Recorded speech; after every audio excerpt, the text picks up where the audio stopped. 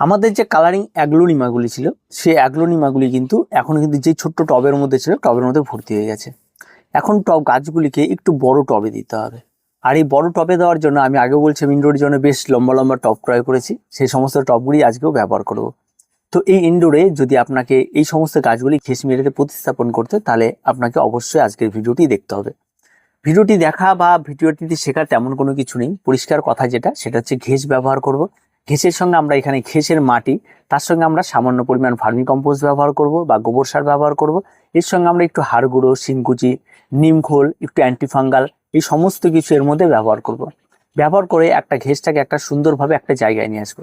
যদি আমরা যে ঘেঁষটি ব্যবহার করি সেই ঘেঁষটা দীর্ঘদিন ধরে ব্যবহার করি এবং সেটা কিন্তু বারবার ওয়াশ করি না, কারণ যে সমস্ত গাছের রুটগুলি থাকে সেই অবস্থাতেই রেখে দিই এবং সেগুলি পচে তার মধ্যে আবার খাবারেও পরিণত হয়, সেগুলি তার মধ্যেই থেকে যায়। এই মাটি মিশ্রণ করা যে ঘেঁষটি রয়েছে সেটা আপনার মনে হতে পারে এতে ড্রেনেজ হবে না, তেমনটা বিষয় নয়। যে সামান্য পরিমাণ মাটি থাকে তাতে কোনো রকম কোনো সমস্যা হয় না।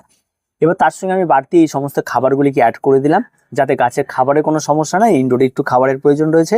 এই করে আমি যে সমস্ত সবার প্রথমে যেটা হবে সেটা হচ্ছে যে মাটির মিডিয়া হয় তার থেকে যদি আমরা গাছটাকে তুলে ফেলি তাহলে সেটা মাটিটি রুট বলটি খুব সুন্দরভাবে লেগে থাকে, কিন্তু ঘেঁষের ক্ষেত্রে কিন্তু সেটা হয় না। ঘেঁষের ক্ষেত্রে সেই রুট বলটি আস্তে আস্তে ছড়িয়ে যায়, সঙ্গে সঙ্গে সেটা ছুটে যায়। তার জন্য অবশ্যই আপনাদের সেটা দেখে ভয় পাওয়ার কিছু নেই এবং ছুটে গেলেও কোনো সমস্যা নেই। এবং আমরা যেভাবে খুব সাবধানে এই জিনিসটাকে আমরা বের করছি ঠিক এইভাবে আপনারা বের করে নেবেন। বের করে নেবার পর অবশ্যই আপনার আগে টব রেডি করবেন। টবের নিচের দিকে ড্রেনেজের বা ছিদ্র যদি না থাকে সেই ছিদ্রগুলি করে নেবেন। করে নিয়ে সুন্দরভাবে দিয়ে আপনারা গাছগুলিকে বসিয়ে দেবেন। এবং এর মধ্যে গাছ বসিয়ে দেওয়ার পরে আপনারা বেশ কিছুদিন যাওয়ার পর দেখবেন এর মধ্যে খুব নতুন একটা জায়গা পেলে, নতুন নতুন খাবার পেলে এদের গ্রোথটা অনেক ভালো হয় এবং ফাস্ট গ্রোথ নেবে। এবং তারপরে আপনারা এর মধ্যে রেখে দেবেন। আর এর পরবর্তীতে আসে গাছ যেহেতু বড় হলো, বড় টবে গেল, খাবারের তো অবশ্যই পরিবর্তন রয়েছে। আর এই সমস্ত গাছগুলিতে আপনি চাইলে একদম নর্মাল খাবার দিতে পারেন রাসায়নিক, সেটা হচ্ছে এনপিকে 20-20-20। আর প্রথম যেহেতু গাছটি লাগিয়ে দিলাম তাই প্রথম অবস্থা আমরা ব্যবহার করি এনপিকে 12-61-0। এই 12-61-0 আমি আজকে গাছ লাগিয়ে দিলাম, আজকেই ব্যবহার করবো এমনটা নয়। গাছটি যখন সেট হয়ে যাবে, যখন আপনি বুঝতে পারেন যে গাছটি সেট হয়ে যাচ্ছে, ঠিক সেই সময় আপনাকে ব্যবহার করতে হবে।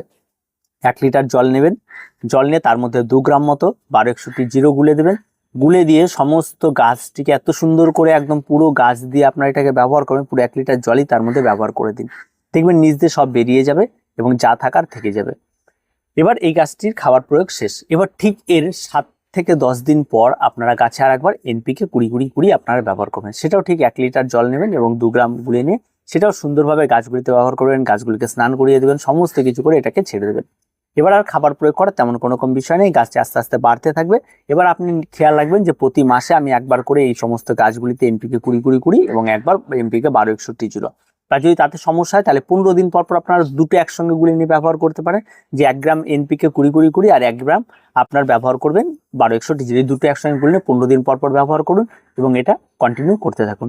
দেখবেন আপনার গাছ সুন্দরভাবে বেড়ে উঠবে, গাছে কোনো সমস্যা থাকবে না, গাছের রুট সিস্টেমে কোনো সমস্যা হবে না। আর এই সমস্ত গাছগুলি ঘেঁষ মিডিয়াতে করলে কিন্তু ফাঙ্গাল আক্রমণটা খুব একটা ঘটে না। তো অবশ্যই ফাঙ্গাল আক্রমণ না ঘটলেও আপনাকে সবসময় যেন সজাগ হতে হবে, মাসে একবার হোক অবশ্যই আপনাকে এখানটা অ্যান্টিফাঙ্গাল স্প্রে করে দেওয়া এবং গোড়ায় একটু ঢেলে দেওয়া, এই কাজগুলি আপনাকে করতে হবে। যদি কোনো কারণবশত দেখেন যে গোড়াতে পিঁপড়ে ধরেছে তাহলে অবশ্যই আপনারা এখানটা ব্যবহার করতে পারেন ফরাডন, কোনো রকম কোনো ইজি সলিউশন। আর যদি বাড়ির যদি কোনো টোটকা ব্যবহার করেন তাহলে হলুদ ব্যবহার করতে পারেন, হলুদ গুঁড়ো পুরো টব দিয়ে ছড়িয়ে দিতে পারে, কোনো রকম কোনো সমস্যা নেই। ঠিক আছে, এই সমস্ত ছোট ছোট কাজগুলি আপনারা করে ফেলতে পারেন, তাতে বেশ ভালো রেজাল্ট পেয়ে যাবেন। তো আর কিছু বলা নেই, এই রিপোর্টের বিষয়গুলি যারা যারা জানে না তারা কঠিন বিষয়, এটা একটা অনেক কিছু করতে হবে, এই সাবধানতা ওই সাবধানতা এমন কোনো কিছু নেই, একদম নর্মাল বিষয় আপনারা প্রত্যেকে করতে পারবেন। তো ভিডিওটি এ পর্যন্তই, দেখা হয় পরবর্তী ভিডিওতে। প্রত্যেকে ভালো থাকবেন, প্রত্যেকে সুস্থ থাকবেন।